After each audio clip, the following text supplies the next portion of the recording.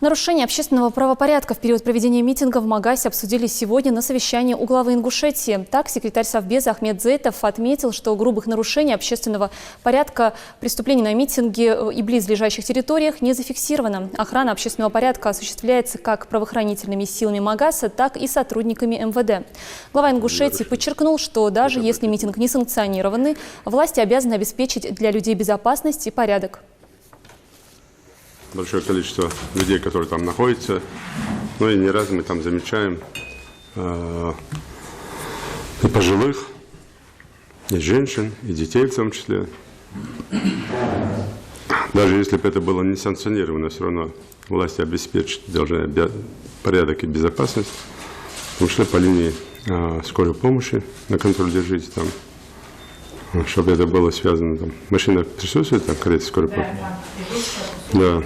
По линии пожарной проверяйте по безопасности, там, горелки, костры, там, контролируйте эту ситуацию. Органы муниципальных властей там, по уборке территорий там, и по поддержанию порядка на территории.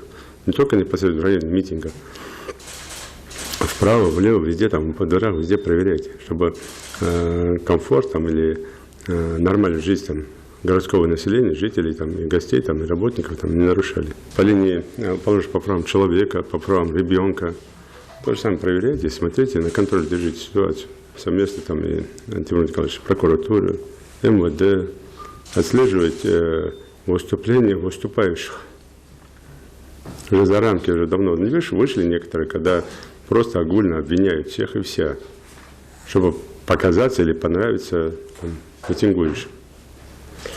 Есть правила игры, есть правила, там, прописанные в законодательстве, в Уголовном кодексе.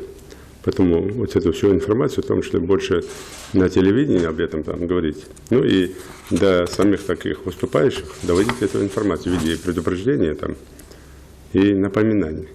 Это тоже обращаю внимание.